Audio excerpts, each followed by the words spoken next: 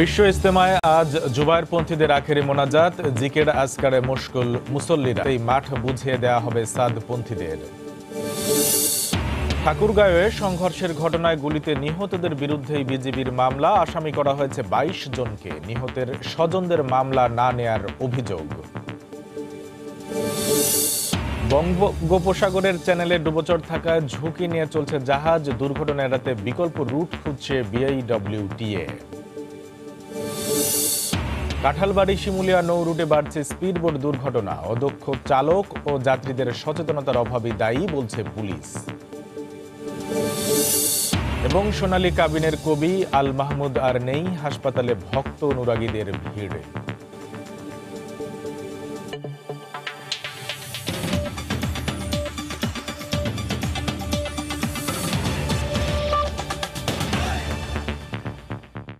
দেখছিলেন শিরোনাম। বাংলার সময় সঙ্গে আছে আমি কামরুল হাসান সবুজ। টঙ্গীর তুরাগ তীরে বিশ্ব ইজতেমায় আজ জুবায়েরপন্থীদের আখেরি মোনাজাত। মুসল্লিরা জিকির আজকারে সময় কাটাচ্ছেন। গতকাল ফজর নামাজের পর আমবায়নের মধ্য দিয়ে তুরাগ তীরে ৫৪তম বিশ্ব ইজতেমা শুরু হয়। তাবলিগ জামায়াতের দুপক্ষের মুরব্বীদের মধ্যে যে দূরত্ব সৃষ্টি হয়েছিল তার নিরসন করতে এবার একদিন বাড়িয়ে টানা ৪ দিন হচ্ছে বিশ্ব ইজতেমা। মুরব্বীদের সিদ্ধান্ত অনুযায়ী জুবায়েরপন্থীরা আজ আখেরে মোনাজাত শেষে মাঠ ছাড়বেন, আর সাদপন্থীরা কাল ফজরের নামাজের পর মাঠে প্রবেশ করে দুদিন ইজতেমা পালন করবেন। ইজতেমা ঘিরে নেওয়া হচ্ছে নিশ্ছিদ্র নিরাপত্তা ব্যবস্থা। এতে যোগ দিতে আসা দেশি বিদেশি মুসল্লিদের নিরাপত্তায় আইন শৃঙ্খলা রক্ষা বাহিনীর পাশাপাশি কাজ করছে সেনাবাহিনীও।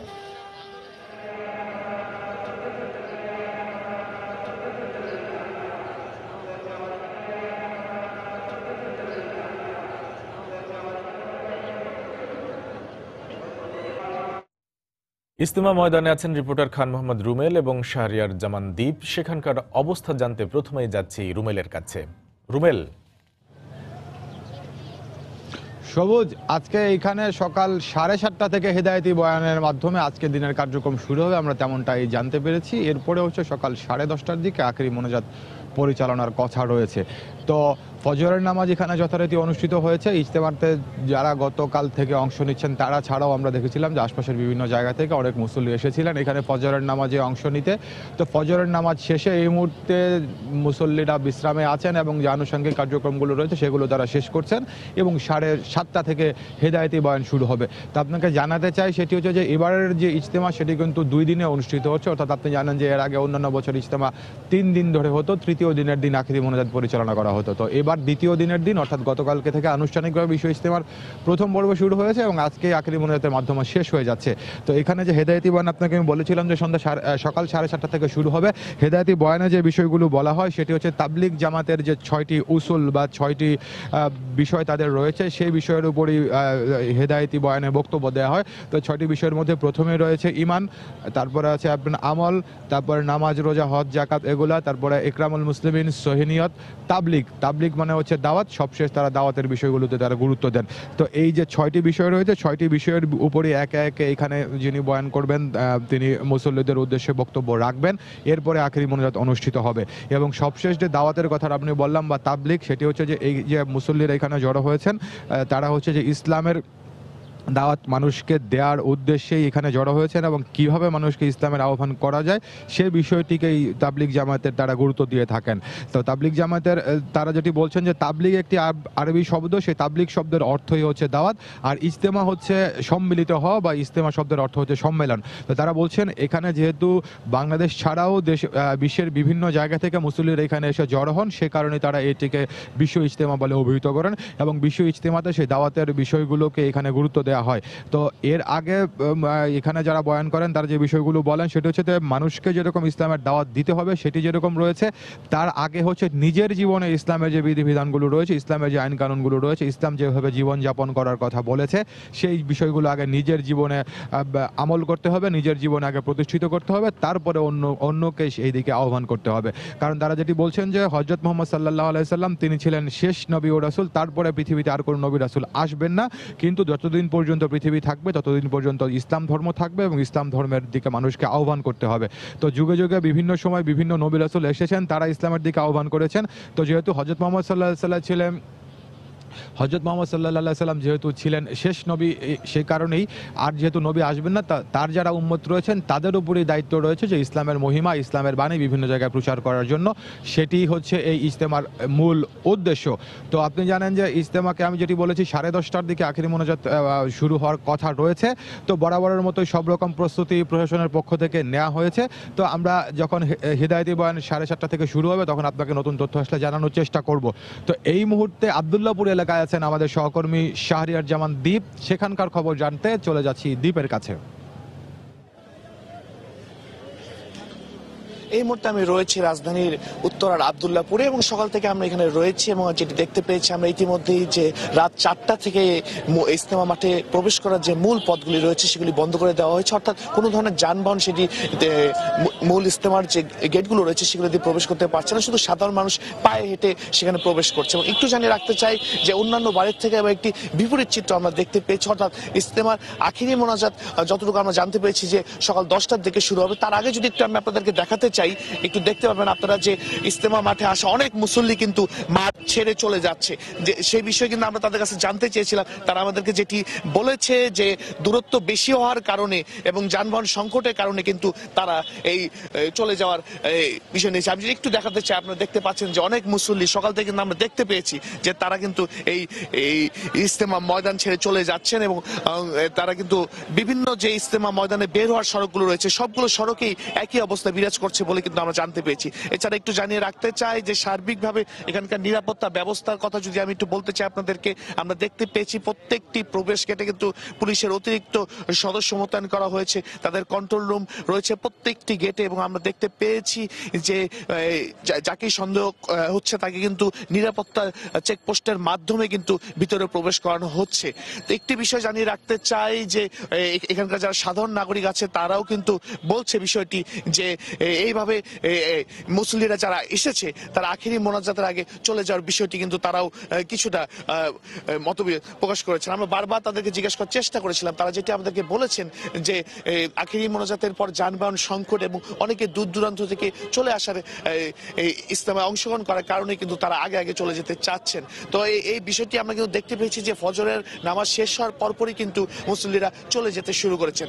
আর একটু জানিয়ে রাখি যে এছাড়া কিন্তু আমরা দেখতে পেয়েছি অনেকেই আসছেন ঢাকা শহরের বিভিন্ন জায়গা থেকে বা ঢাকার বাইরে থেকে আখিরি মোনাজাতে অংশগ্রহণ করার জন্য, এবং তারা যেটি বলছে যে ব্যস্ততার কারণে হয়তো বা তারা পুরো ইজতেমা অংশগ্রহণ করতে পারেন না, কিন্তু তারা চাচ্ছেন যে শেষ মুহূর্তে এসে হলেও এই আখিরি মোনাজাতে অংশগ্রহণ করার জন্য। তো সবুজ এখান থেকে আসলে আমার কাছে সর্বশেষ যে পরিস্থিতি ছিল যে নিশ্চিদ্র নিরাপত্তার ব্যবস্থার মধ্যে ইজতেমা কিন্তু সম্পন্ন হচ্ছে এবং এখানে যারা মুসল্লিরা এসেছেন তারাও কিন্তু এই নিরাপত্তা ব্যবস্থার কথা বারবার বলছেন এবং বলেছেন যে আইনশৃঙ্খলা বাহিনী যে পদক্ষেপগুলো নিয়েছে সেই পদক্ষেপগুলোতে তারা খুশি আছেন। সবুজ। বিশ্ব ইজতেমা ময়দানের এই মুহূর্তের খবর জানাচ্ছিলেন শাহরিয়ার জামান দীপ এবং তার আগে যোগ দিয়েছিলেন রিপোর্টার খান মোহাম্মদ রুমেল। ঠাকুরগাঁওয়ে বিজিবি গ্রামবাসীর সংঘর্ষে উল্টো নিহতদের নামেই মামলা করেছে বিজিবি। নিহত 2 জন সহ 22 জনের নাম উল্লেখ করে অজ্ঞাত আরও 250 জনের বিরুদ্ধে 2টি মামলা করা হয়েছে। মামলায় ইউনিয়ন স্বেচ্ছাসেবক লীগ সভাপতির নামও রয়েছে বলে নিশ্চিত করেছে পুলিশ। এতে চরম আতঙ্কে আছেন বহরমপুর গ্রামের মানুষ।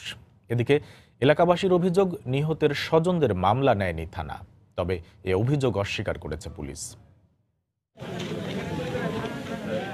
স্থানীয়দের সঙ্গে সংঘর্ষের ঘটনায় বৃহস্পতিবার রাতে ঠাকুরগাঁয়ের হরিপুর থানায় 2টি মামলা করেন 50 বিজিবি ব্যাটালিয়নের নায়েক সুবেদার জিয়াউর রহমান। একটিতে গরু পাচার ও ছিনতাইয়ের অভিযোগে 3 জনের নাম উল্লেখ করা হয়। এতে সংঘর্ষে নিহতদের মধ্যে সাদেক ও নবাব এবং ইউনিয়ন স্বেচ্ছাসেবক লীগ নেতা আবুল কাশেমকে আসামি করা হয়। অপর মামলায় সরকারি কাজে বাধা ও অস্ত্র ছিনিয়ে নেয়ার চেষ্টার অভিযোগে 19 জনের নাম উল্লেখ সহ অজ্ঞাত আরও 250 জনকে আসামি করা হয়েছে।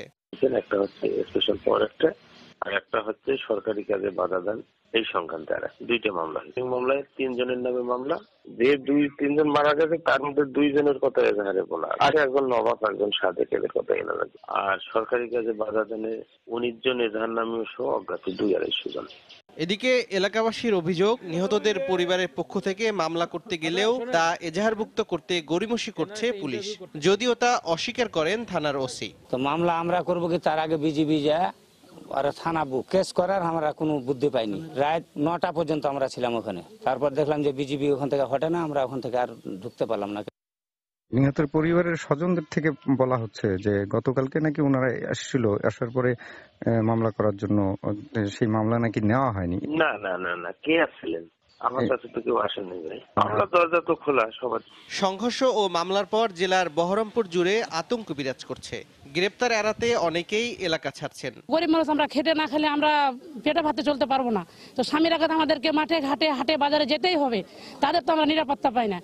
এখন আমাদের খাওয়া দাওয়া সব বারণ হয়ে গেছে, এখন কেমন করে বাড়িতে রবো আমরা খুব চিন্তাতে পড়ে গেছি। এই বিজিবির সুষ্ঠু বিচার চাই, সুষ্ঠু শাস্তি চাই। আমরা টাকা পয়সা কিছু চাই না, আমরা শুদ্ধভাবে আমরা শাস্তি চাই। আবার যদি এদের স্বামীদেরকে ধরে নিয়ে চলে যায়, ছেলেদেরকে ধরে নিয়ে চলে যায়, এরা আবার কিভাবে কি করবে? এখন তো আমরা দেশে বসবাস করতে হবে, আমরা শান্তি চাই, এটা সরকারের কাছে আমরা বিচার চাই। গরু চোরাচালানের অভিযোগে গত মঙ্গলবার বহরমপুর গ্রামবাসীর গরু জব্দ করার সময় এলাকাবাসীর সঙ্গে বিজিবির সংঘর্ষ হয়। এ সময় এলোপাতাড়ি গুলি চালায় বিজিবি, এতে 3 জন নিহত হন। সময় সংবাদ, ঠাকুরগাঁও। বাংলার সময়ে আরও থাকছে। টাঙ্গাইলের মধুপুর বনাঞ্চলের শিকারের মুখে বিলুপ্ত হচ্ছে বন্যপ্রাণী, ব্যবস্থা নেয়ার আশ্বাস জেলা প্রশাসকের।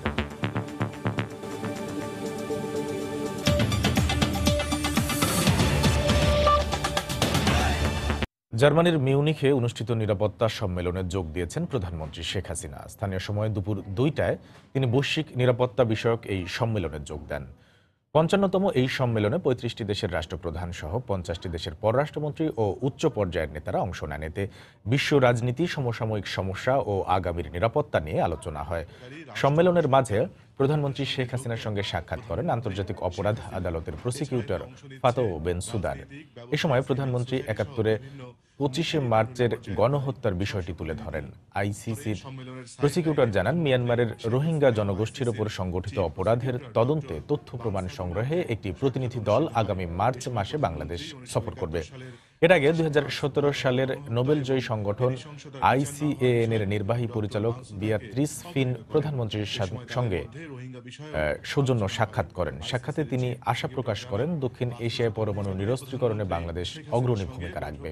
এ বিষয়ে বাংলাদেশের অবস্থানের প্রশংসাও করেন বিয়াত্রিস। এ বিষয়ে ব্রিফ করেন পররাষ্ট্র মন্ত্রণালয়ের সিনিয়র সচিব এম শহীদুল হক। চিরবিদায় নিলেন বাংলা সাহিত্যের অন্যতম ও শক্তিমান কবি আল মাহমুদ। গতরাত 11টা 5 রাজধানীর ধানমন্ডির ইবনে সিনা হাসপাতালে চিকিৎসাধীন অবস্থায় মারা যান সোনালী কাবিনের কবি। 82 বছর বয়সী এই কবি দীর্ঘদিন ধরেই নিউমোনিয়া সহ বার্ধক্যজনিত নানা রোগে ভুগছিলেন।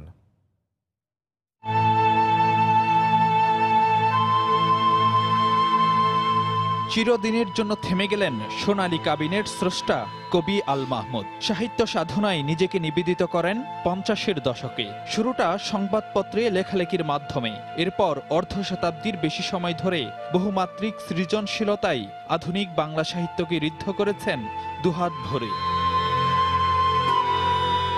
দীর্ঘদিন ধরে ভুগছিলেন নানা রোগে, আর শুক্রবার রাতে চিরদিনের জন্য চলে গেলেন আধুনিক বাংলা সাহিত্যের প্রবাদ প্রতিম এই কবি।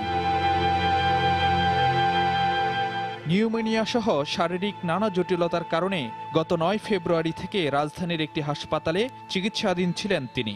অনেকদিন থেকে তার ডিমেনশিয়া প্রবলেম এবং তার নিউরোলজিক্যাল প্রবলেম ছিল, তার কিছু তার হার্টেরও কিছু সমস্যা দেখা দিচ্ছিল। কবির মৃত্যুর খবর পেয়ে হাসপাতালে ভিড় করেন স্বজন, ভক্ত, অনুরাগীরা। সৃষ্টি হয় আবেগঘন এক পরিবেশের। আমার বাবা একজন মহান মুক্তিযোদ্ধা, আমার বাবা দেশ স্বাধীন করেছেন কলমের সাহায্যে। আমার বাবা পরিচয় হচ্ছে একজন সৎ। আমরা সব সময় দেখেছি যে কোনো কিছুতে আমার বাবা কখনো সুবিধা নিতে চাননি। ওনার সৃষ্টি, ওনার জীবনযাপন, ওনার lifestyle, everything, it was mind blowing.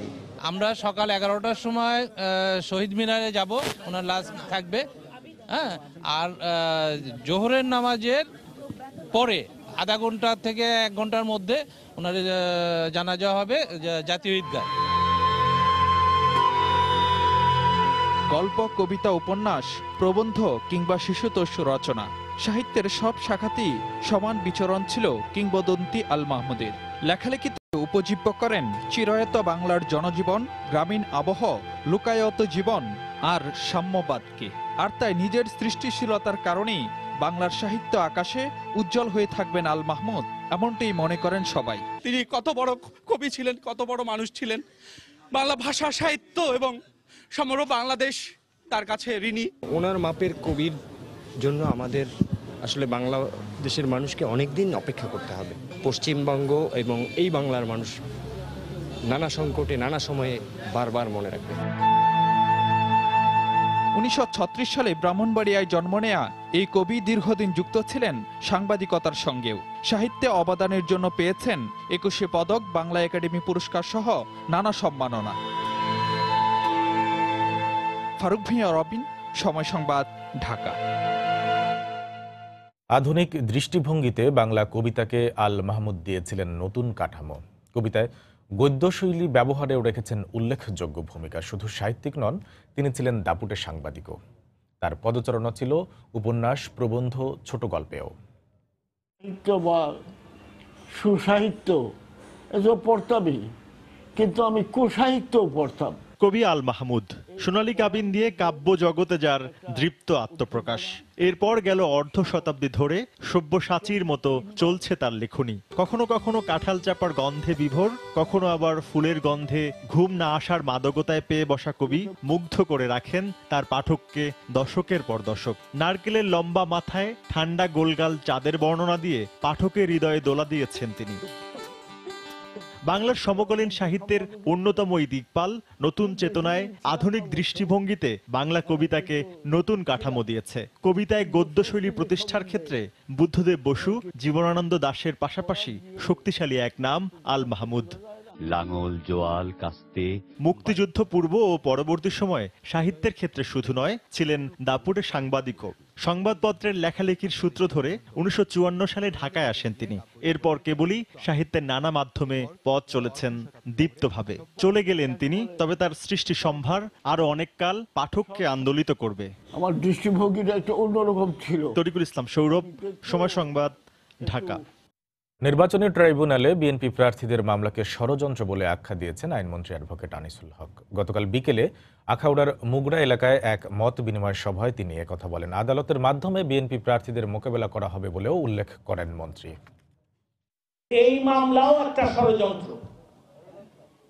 এরকম যদি কোনো ষড়যন্ত্র থেকে থাকে, এইবার সারা বাংলার জনগণ বিএনপিকে আর মাফ করবে না। এই সরকার জনগণের ম্যান্ডেটে যেহেতু নির্বাচিত হয়েছে, 5 বছর ইনশাআল্লাহ এই সরকার তার দায়িত্ব পালন করবে। তারা আদালতে গেছে, ইনশাআল্লাহ আদালত মোকাবিলা করেই আমরা জয়ী হব। নির্বাচনে যারা আওয়ামী লীগের বিজয় মেনে নিতে পারেনি, তারাই দেশে বিশৃঙ্খলা সৃষ্টির জন্য পঞ্চগড়ে আহমদিয়া সম্প্রদায়ের উপর হামলা চালিয়েছে বলে মন্তব্য করেছেন রেলমন্ত্রী নুরুল ইসলাম সুজন। গতকাল দুপুরে পঞ্চগড়ের আহমেদনগরে আহমদিয়া সম্প্রদায়ের ক্ষতিগ্রস্ত এলাকা পরিদর্শন করে একথা বলেন তিনি। প্রশাসনের একটি পারমিশনও নিয়েছে এবং তার ভিত্তিতে তারা একটা অনুষ্ঠান আয়োজনের চেষ্টা করেছে। এটার ব্যাপারে একটি পক্ষ তাদের আপত্তি ছিল, যারা গোটা দেশে এত বড় একটা নির্বাচন হলো, এই নির্বাচনে শেখ হাসিনার নেতৃত্বে এই যে বিপুল বিজয়, এই বিজয়টিকে তারা কোনোভাবে মেনে নিতে পারছে না এবং কখনো কোথাও যেন তারা যখন কোনো রকম সুবিধা করতে পারেনি, তখন এই ধরনের একটি ঘটনাকে কেন্দ্র করে তারা এই সন্ত্রাসের পথ বেছে নিয়েছে। দেশে কোনো দুর্নীতি ও অন্যায় অবিচার থাকবে না বলে মন্তব্য করেছেন স্থানীয় সরকার মন্ত্রী মোহাম্মদ তাজুল ইসলাম। গতকাল বিকেলে কুমিল্লার লাকসামে এক অনুষ্ঠানে তিনি একথা বলেন।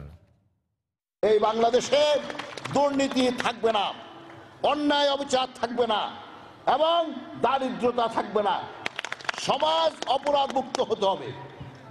কোন দুর্বল সবল কর্তৃক অত্যাচারিত হতে পারবে না। মা বোনদের ইজ্জত নিয়ে ছিনিমিনি খেলা চলবে না। হিন্দু বলেন, বৌদ্ধ বলেন, যেই হোক না কেন কারো প্রতি অবিচার করা যাবে না। সমান অধিকার সবাই ভোগ করবেন। বাংলাদেশে আশ্রয় নেওয়া রোহিঙ্গাদের সাহায্যে 2 কোটি 40 লাখ ইউরো অর্থ সহায়তার ঘোষণা দিয়েছে ইউরোপীয় ইউনিয়ন। শুক্রবার ইউরোপীয় কমিশনের ওয়েবসাইটে প্রকাশিত এক বিবৃতিতে এ তথ্য জানানো হয়। রোহিঙ্গাদের মানবিক সহায়তার অংশ হিসেবে সব অর্থ বাংলাদেশকে দেয়া হবে বলে জানানো হয়। একই দিন রোহিঙ্গাদের সাহায্যে বাংলাদেশকে 6 কোটি মার্কিন ডলার অর্থ সহায়তার ঘোষণা দিয়েছে যুক্তরাষ্ট্র। জাতিসংঘের যৌথ সহায়তায় বাংলাদেশকে এ অর্থ দেয়া হবে। 2017 সালের আগস্ট থেকে এখন পর্যন্ত মিয়ানমার সেনাবাহিনীর দমন পীড়নের মুখে জীবন বাঁচাতে বাংলাদেশে পালিয়ে এসেছে 9 লাখের বেশি রোহিঙ্গা। শিল্প কারখানায় উন্মুক্ত করা হচ্ছে গ্যাস সংযোগ। শিগগিরই বিষয়টি চূড়ান্ত হবে বলে জানিয়েছেন বিদ্যুৎ ও জ্বালানি প্রতিমন্ত্রী নসরুল হামিদ। এটি করা সম্ভব হলে বিলুপ্ত হবে গ্যাস সংযোগ অনুমোদনের দায়িত্বে থাকা উচ্চতর কমিটি। নীতিমালার আলোকে আবেদন করলেই সপ্তাহের মধ্যেই শিল্প মালিকরা পাবেন গ্যাস সংযোগ।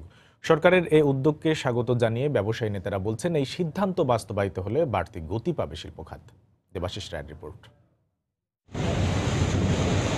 গেল বছরের শেষ দিকে তরলীকৃত প্রাকৃতিক গ্যাস বা এলএনজি যুগে প্রবেশ করেছে দেশের জ্বালানি খাত। বর্তমানে দৈনিক প্রায় 450 মিলিয়ন ঘনফুট গ্যাস যুক্ত হচ্ছে জাতীয় সঞ্চালন গ্রিডে, যদিও লক্ষ্যমাত্রা ছিল 1000 ঘনফুট। দেশজ গ্যাসের উৎপাদন স্বল্পতায় গত 10 বছরে শিল্প প্রতিষ্ঠানে সংযোগ প্রদানে স্থিতাবস্থা রয়েছে। বিদেশ থেকে আমদানি করা এলএনজির ভরসায় শিল্পে গেল 2-3 বছর থেকে বন্ধ থাকা গ্যাস সংযোগের সুযোগ খুলছে ক্রমেই। তবে সরকারের উচ্চ পর্যায়ের কমিটির হাত ধরে সংযোগ পেতে অপেক্ষা করতে হয় বছরের পর বছর। 2021 সালের আগেই মধ্যম আয়ের অর্থনীতির কাতারে দেশকে নিয়ে যেতে ঘটাতে হবে শিল্পের প্রসার। আর তাই এই খাতে গ্যাস সংযোগ সহজীকরণে সরকার মনোযোগী বলে জানালেন প্রতিমন্ত্রী। ইন্ডাস্ট্রিতে আমার মনে হয় এখন আর কোনো কমিটি না, সরাসরি আমরা যারা অ্যাপ্লাই করবে টোটালি যেভাবে আগে আমরা গ্যাস লাইন পারমিশন দিতাম বিগত দিনগুলিতে যত দ্রুত সম্ভব ইন্ডাস্ট্রিতে গ্যাস লাইন দেওয়া উচিত। শিল্প খাতে নিরবচ্ছিন্ন গ্যাস সরবরাহ করতে চায় সরকার, আর তাই এক্ষেত্রে মূল্য আরো বাড়বে বলেও জানালেন নসরুল হামিদ। আমি মনে করতেছি যে এবার একটা বড় মুভ হবে ইন্ডাস্ট্রি ইনভেস্টমেন্টের জায়গায়। তো মুভ হলে পরে সেই পেইসে আমাদের থাকতে হবে। আবার এগুলিকে নিয়ে এরকম ব্যুরোক্রেসির মধ্যে ফেলি তাহলে নিরুৎসাহিত হয়ে যায়। একটা পলিসি গাইডলাইন থাকবে, এভাবে তারা অ্যাপ্লাই করবে, 7 দিন 10 দিনের মধ্যে কানেকশন পেয়ে যাবে। এদিকে সরকারের এই উদ্যোগে আশাবাদী দেশের ব্যবসায়ী মহল। তাদের দাবি শিগগিরই কার্যকর করা উচিত নতুন গ্যাস সংযোগ নীতিমালা। যত কমিটি আপনি কমিয়ে আনবেন ততই ব্যবসা বাণিজ্য করার জন্য সহজীকরণ হবে। আমাদের প্রয়োজন যদি মিটাতে পারে তখন কন্টিনিউয়াসলি যদি আমার ইন্ডাস্ট্রিটা চলে তখন কিন্তু দাম যদি 2 টাকা বেশিও নেয় তাহলেও কিন্তু ওই মালিকের কোনো ক্ষতি হবে না। যত দ্রুত সম্ভব বিদ্যুৎ ও শিল্প খাতে নিরবচ্ছিন্ন জ্বালানি সরবরাহ করতে চায় জ্বালানি বিভাগ। দেবাশিস রায়, সময় সংবাদ, ঢাকা। বঙ্গোপসাগরের সন্দ্বীপ চ্যানেল হয়ে ভাসানচর এবং ঠ্যাঙ্গারচর এলাকায় অসংখ্য ডুবোচরের সৃষ্টি হওয়ায় পণ্যবাহী জাহাজ চলাচল ঝুঁকিপূর্ণ হয়ে উঠেছে। গত কয়েক মাসে এই অঞ্চলে ডুবোচরের সঙ্গে ধাক্কা লেগে ডুবে গেছে বেশ কয়েকটি পণ্যবাহী লাইটারের জাহাজ। এই অবস্থায় দুর্ঘটনা এড়াতে জাহাজ চলাচলের জন্য নতুন রুট খুঁজছে বিআইডব্লিউটিএ। বিস্তারিত জানাচ্ছেন কমল দে। গত 30 বছরের স্যাটেলাইট ইমেজে দেখা যায় বঙ্গোপসাগরের চট্টগ্রামের সন্দ্বীপ হয়ে নোয়াখালীর হাতিয়া এবং লক্ষ্মীপুরের চরগজারিয়া এলাকায় ব্যাপক ভূমির পরিবর্তন ঘটছে, যার দূরত্ব চট্টগ্রাম বন্দর থেকে প্রায় 120 কিলোমিটার। প্রায় এখানে যেমন ভূমির ভাঙা গড়ার ঘটনা ঘটে, তেমনি সৃষ্টি হচ্ছে অসংখ্য ডুবোচর। এখন যেটা আমাদের মেঘনার মুখ, এটাই হচ্ছে বর্তমানে আমাদের বাংলাদেশের যে বদ্বীপ, এই বদ্বীপের প্রধান পলি আসার পথ। কাজে এখানেই পলি আসতে থাকবে, কিছুটা পলি জমবে, কিছুটা সমুদ্রের দিকে যাবে। মূলত চট্টগ্রাম বন্দরের বহির্নোঙরে অবস্থানরত মাদার ভেসেল থেকে পণ্য খালাস করে লাইটারের জাহাজগুলো এই রুটেই বিভিন্ন নদী বন্দরগুলোতে যাওয়া আসা করে। কিন্তু ডুবোচরগুলো আগে থেকে শনাক্ত না হয় প্রতিনিয়ত দুর্ঘটনায় পড়ছে পণ্যবাহী লাইটারের জাহাজ। 24 জানুয়ারি এই এলাকায় ডুবোচরের সাথে ধাক্কা লেগে 2টি জাহাজ ডুবে যায়। এই সন্দ্বীপ শোলে কারণ ওখানে পানি থাকে না, ওইখানে ফুল জোয়ারে জাহাজগুলি ক্রস করতে হয়। বিআইডব্লিউটি এর তথ্য অনুযায়ী পণ্যবাহী লাইটারের জাহাজ চলাচলের জন্য অন্তত 4 থেকে 5 মিটার গভীরতা প্রয়োজন, কিন্তু ভাসানচর ও ঠ্যাঙ্গাচরের মধ্যবর্তী অন্তত 7 কিলোমিটার এলাকায় ভাটার সময় গভীরতা 2 থেকে 2.5 মিটারে নেমে আসে। কিন্তু বন্দরের আওতাধীন এলাকা না হয় চট্টগ্রাম বন্দর কর্তৃপক্ষ সরাসরি কোনো ব্যবস্থা নিতে পারছে না। যে সকল জাহাজ বন্দরে আসবে বা বন্দর থেকে যাবে, সেগুলোর জন্য আমরা ওই ড্রেজিংটা মেনটেন করি আমাদের as per our navigational route. এর বাইরে ইনল্যান্ড কোস্টাল ভেসেল বা ইনল্যান্ড ভেসেলগুলো যাতায়াতের যে বিষয়টা সাধারণত আভ্যন্তরীণ নৌ পরিবহন কর্তৃপক্ষ দেখে থাকে। এই অবস্থায় দুর্ঘটনা এড়াতে বিকল্প রুটের সন্ধানে নেমেছে বিআইডব্লিউটিএ। জরিপের মাধ্যমে আমরা 1 কিলোমিটার দক্ষিণে একটা নতুন চ্যানেল আবিষ্কার করেছি। তা আমরা এই সপ্তাহ থেকেই জাহাজগুলোকে নতুন চ্যানেল দিয়ে যাওয়ার জন্য একটা নির্দেশনা দিব। প্রতিদিন চট্টগ্রাম বন্দরে বহির্নোঙরে থাকা জাহাজ থেকে পণ্য বোঝাই করে কয়েকশো লাইটারের জাহাজ এই রুটে যাওয়া আসা করে। কমল দে, সময় সংবাদ, চট্টগ্রাম। মাদারীপুরের কাঁঠালবাড়ি শিমুলিয়া নৌরুটে স্পিডবোট দুর্ঘটনা এখন নিয়মিত ব্যাপার। অদক্ষ চালক এবং যাত্রীদের অসচেতনতায় একের পর এক দুর্ঘটনায় প্রাণ হারাচ্ছেন সাধারণ মানুষ। পুলিশ বলছে দুর্ঘটনা রোধে বাড়ানো হয়েছে নজরদারি, তবে এ ব্যাপারে চালক ও স্পিডবোট মালিকরা কথা বলতে রাজি নন। মাদারীপুর থেকে সঞ্জয় কর্মকার, অভিজিতের তথ্য ও শাহাদাত আকনের তোলা ছবিতে রিপোর্ট। মাদারীপুরের কাঁঠালবাড়ি স্পিডবোট ঘাট। বোটগুলোতে যাত্রী ওঠানো নিয়ে প্রতিনিয়ত চালক ও যাত্রীদের সাথে হাতাহাতি লেগেই থাকছে। কাঁঠালবাড়ি শিমুলিয়া নৌরুটে প্রতিদিন দক্ষিণাঞ্চলের 21 জেলার 30,000 মানুষ যাতায়াত করেন, অথচ যাত্রীদের নিরাপত্তায় নেই কার্যকর কোনো ব্যবস্থা। প্রতিটি স্পিডবোটে লাইফ জ্যাকেট ব্যবহারের কথা থাকলেও মানছে না অনেকেই। আবার 16 জন ধারণ ক্ষমতা সম্পন্ন স্পিডবোটগুলোতে 24 জন যাত্রী নিয়ে চলাচল করছে। এতে জীবনের ঝুঁকি নিয়ে পদ্মা নদী পাড়ি দেন যাত্রীরা। সন্ধ্যার পর স্পিডবোট চলাচলে নিষেধাজ্ঞা থাকলেও মানছে না কেউ। এসব কারণে একের পর এক দুর্ঘটনায় প্রাণ হারাচ্ছেন মানুষ। মাঝে মধ্যে যে অ্যাক্সিডেন্ট ঘটে, এটা কিছুটা অসতর্কতা আছে। আমাদের যার দায়িত্বের রিস্ক নিয়ে আমরা চলাফেরা করার চেষ্টা করি। আমরা জানি এটা একটা রিস্কের ব্যাপার, কিন্তু কি করার আছে, বাধ্যতামূলক।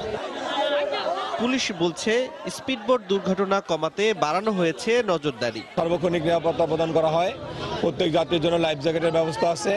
প্রত্যেকটা স্পিডবোটের কতজন প্যাসেঞ্জার যাবে তার নির্দিষ্ট সংখ্যা নিয়ন্ত্রণ করে সর্বোপরি একটা শৃঙ্খলার মাধ্যমে স্পিডবোট পরিচালনা করা হয়। আর জেলা প্রশাসনের শীর্ষ কর্মকর্তার দাবি, প্রশিক্ষণ ও নিয়মের বাইরে যারা স্পিডবোট চালায় তাদের বিরুদ্ধে ব্যবস্থা নেবে প্রশাসন। যে নিরাপত্তা ব্যবস্থাগুলো আছে সেগুলো মেনে যেন তারা স্পিডগুলো চালায়, সেই ব্যাপারে আমরা তাদেরকে সচেতন করেছি এবং সামনেও তাদেরকে আইনগতভাবে তাদের বিরুদ্ধে যদি যারা মানবে না বিষয়গুলো, তাদের বিরুদ্ধে আমরা ব্যবস্থা নেব। গত 4 বছরে এই নৌরুটে স্পিডবোট দুর্ঘটনায় মারা গেছেন অন্তত 35 জন। এর মধ্যে গত 11ই নভেম্বর স্পিডবোট দুর্ঘটনায় শিশুসহ প্রাণ হারায় 3 জন। এসব ঘটনায় মামলা হলেও মূল অভিযুক্তরা রয়ে যায় ধরাছোঁয়ার বাইরে। সময় সংবাদ, মাদারীপুর। ঝালকাঠিতে কাভার্ড ভ্যানের চাপায় এক এসএসসি পরীক্ষার্থী নিহত হয়েছে। ঘটনায় আহত হয়েছেন আরও 2 জন। এছাড়া সিরাজগঞ্জের বাস চাপায় সাবেক ইউপি চেয়ারম্যান সহ 2 জন নিহত হয়েছেন। গতকাল বিকেলে একটি মোটরসাইকেলে করে নানাবাড়িতে যাচ্ছিলেন এসএসসি পরীক্ষার্থী শাম্মী আক্তার। তারা রাজাপুর ভান্ডারিয়া আঞ্চলিক মহাসড়কের গালুয়া এলাকায় পৌঁছালে বিপরীত দিক থেকে আসা আরএফএল কোম্পানির একটি কাভার্ড ভ্যান তাদের চাপা দেয়। এতে ঘটনাস্থলেই শাম্মী আক্তার নিহত হন। আহত অপর 2 আরোহীকে উদ্ধার করে বরিশাল শের-ই-বাংলা মেডিকেল কলেজ হাসপাতালে ভর্তি করা হয়।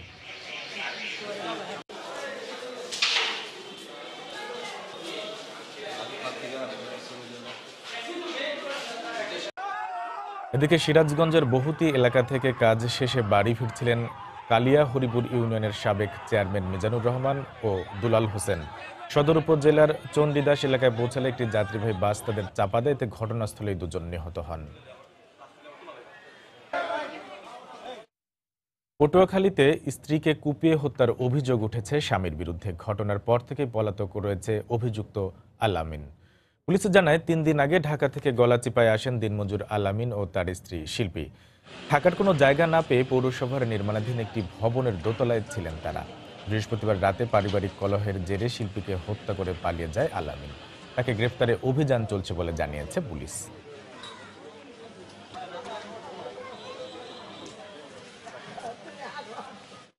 প্রায় গোলমাল করে এবং আসে সারাদিন টোকায় সন্ধ্যার পর লঞ্চ উঠে আবার চলে যায় ঢাকাতে। তো 3-4 দিন থাকে।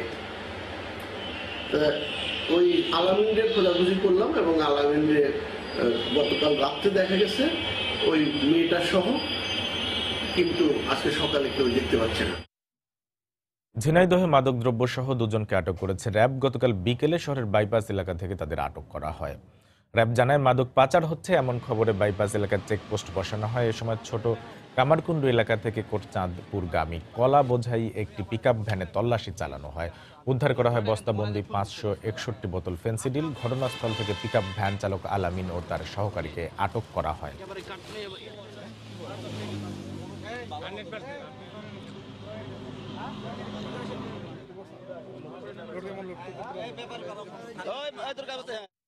সুনামগঞ্জে হাওড়া অঞ্চলে ফসল রক্ষা বাঁধের কাজে আশানুরূপ অগ্রগতি হয়নি, তাই কাজ শেষ না হওয়া পর্যন্ত প্রকল্প বাস্তবায়ন কমিটিকে টাকা না দেওয়ার নির্দেশ দিয়েছেন পানি সম্পদ প্রতিমন্ত্রী জাহিদ ফারুক। গতকাল সকালে তাহিরপুরে সাংবাদিকদের একথা বলেন তিনি। এর আগে মাটিয়ান হাওরের বিভিন্ন এলাকা পরিদর্শন করেন প্রতিমন্ত্রী। এ সময় বাঁধ নির্মাণের সঠিক নীতিমালা না মেনে চলায় ক্ষোভ প্রকাশ করেন তিনি। গত বছরের 30 ডিসেম্বর শুরু হয় ফসল রক্ষা বাঁধের নির্মাণ কাজ। এবছরের 28 ফেব্রুয়ারি এই প্রকল্প বাস্তবায়নের কথা থাকলেও মাত্র 70% কাজ শেষ হয়েছে।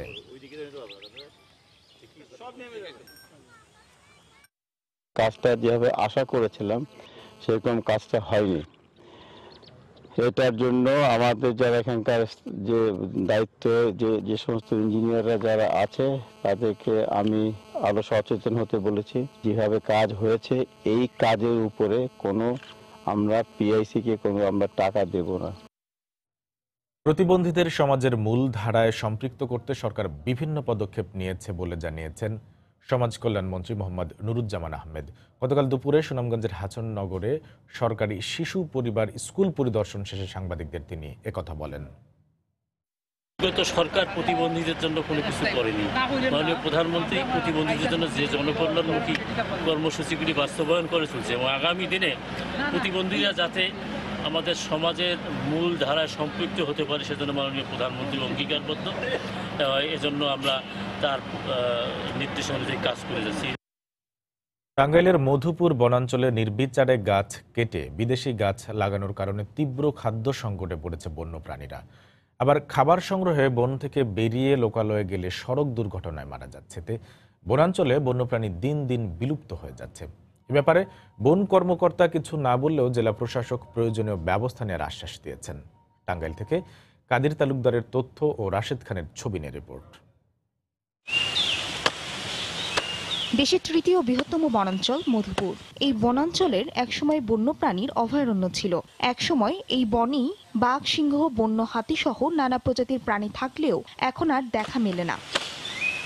প্রভাবশালী আর অসাধু বন কর্মকর্তাদের সহযোগিতায় বনখেকোরা নির্বিচারে বনের শাল, সেগুন ও গজারি গাছ কেটে বন দখল করে কৃষি জমি ও বসতবাড়ি নির্মাণ করেছে। ফলে বন্যপ্রাণীদের প্রাকৃতিকভাবে খাবার সংকট দেখা দেওয়ায় বন থেকে বিলুপ্ত হয়েছে এসব প্রাণী। বর্তমানে কিছু বানর, কয়েকটি হনুমান আর একটি হরিণ প্রজনন কেন্দ্র থাকলেও প্রাণীগুলো পর্যাপ্ত পরিমাণে খাবার পাচ্ছে না। সরকারিভাবে খাবারের জন্য সামান্য টাকা বরাদ্দ থাকলেও প্রাণীগুলোর জন্য পর্যাপ্ত নয়। এখানে তেমন একটা উন্নত না, তবে এটা একটু উন্নত হলে ভালো লাগতো। এদের ডেভেলপ করা উচিত। এরা এখানে খাদ্য পাচ্ছে না, খাবার দেওয়া উচিত। বাড়িঘর খালি বেশি এলো আর এই যে বন্যপ্রাণী আস্তে আস্তে বিদে এলো। জঙ্গলি শুয়োর টোর আসিল, এখন এগুলা বিলুপ্তির পথে, কারণ এই জঙ্গলে এখন খাদ্য বলতে কিছু নাই। টাঙ্গাইল জেলা প্রশাসক বনের গাছ কাটা এবং বনে অবৈধ দখলের কথা স্বীকার করে বন্যপ্রাণীদের খাবারের জন্য সরকারি বরাদ্দ বাড়ানোর আশ্বাস দিয়েছেন। বানরগুলি আসলে অভুক্তভাবে থাকে এবং স্বাভাবিকভাবে সাফার করে থাকে। এখানে যারা পর্যটক যান তারা অনেক সময় খাবার টাবার দিয়ে থাকেন এবং বন বিভাগের মাধ্যমে এটা ঊর্ধ্বতম কর্তৃপক্ষের নজরে আনা হয়েছে। আমরা ঊর্ধ্বতম কর্তৃপক্ষের সাথে যোগাযোগ করে আমরা প্রয়োজনীয় ব্যবস্থা নিব কি করা যায়। বর্তমানে মধুপুরে 20,000 একর বনভূমিতেই 17 প্রজাতির প্রাণী রয়েছে। সঠিক পরিসংখ্যান না থাকলেও হরিণ প্রজনন কেন্দ্রে 70টি হরিণ, 2 শতাধিক বানর এবং হনুমান রয়েছে। সময় সংবাদ দেখছেন বাংলার সময়। বান্দরবনে আগুন একটি বরফ ফ্যাক্টরি সহ 5টি বসতঘর পুড়ে গেছে। ফায়ার সার্ভিস জানায় শুক্রবার ভোরে শহরের বোটঘাটা বাজারের একটি বরফের ফ্যাক্টরিতে হঠাৎ আগুন লাগে। মুহূর্তের মধ্যে তা চারিদিকে ছড়িয়ে পড়ে। খবর পেয়ে ফায়ার সার্ভিসের একটি ইউনিট প্রায় 1 ঘন্টা চেষ্টা চালিয়ে আগুন নিয়ন্ত্রণে আনে, কিন্তু এর আগেই ফ্যাক্টরি সহ 5টি বসতঘর সম্পূর্ণ পুড়ে যায়। বৈদ্যুতিক শর্ট সার্কিট থেকে আগুনের সূত্রপাত বলে প্রাথমিকভাবে ধারণা করছে ফায়ার সার্ভিস।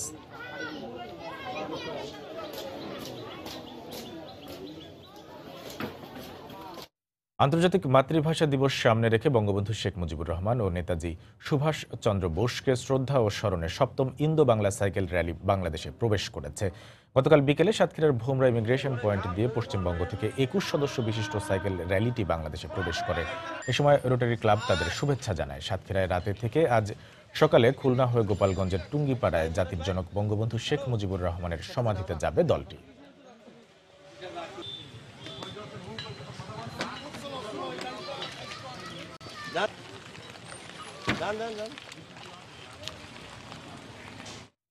যশোরে জাতীয় বিতর্ক ও রচনা প্রতিযোগিতা অনুষ্ঠিত হয়েছে। গতকাল জেলা প্রশাসকের কার্যালয়ের সামনে থেকে একটি র্যালি বের করা হয়। র্যালিটি শহরের বিভিন্ন এলাকা ঘুরে যশোর সরকারি মহিলা কলেজে গিয়ে শেষ হয়। উৎসবে সারা দেশের ২,০০০-এরও বেশি শিক্ষার্থী অংশ নেয়। এতে ইংরেজি, জুটি আঞ্চলিক, একক, বারোয়ারি বিতর্ক ছাড়াও উপস্থিত বক্তৃতা ও রচনা প্রতিযোগিতার আয়োজন করা হয়।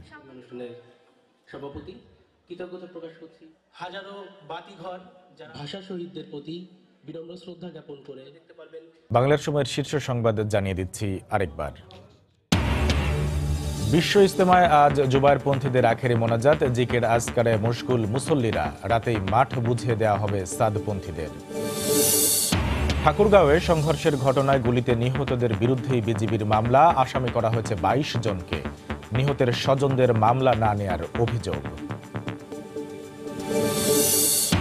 বঙ্গোপসাগরের চ্যানেলে ডুবোচর থাকার ঝুঁকি নিয়ে চলছে জাহাজ। দুর্ঘটনা এড়াতে বিকল্প রুট খুঁজছে বিআইডব্লিউটিএ। কাঁঠালবাড়ি শিমুলিয়া নৌ রুটে বাড়ছে স্পিডবোট দুর্ঘটনা। অদক্ষ চালক আর যাত্রীদের সচেতনতার অভাবই দায়ী বলছে পুলিশ। এবং চলে গেলেন সোনালী কাবিনের কবি আল মাহমুদ। সকাল ১১টায় মরদেহ রাখা হবে শহীদ মিনারে। বাদ জোহর প্রথম জানাজা।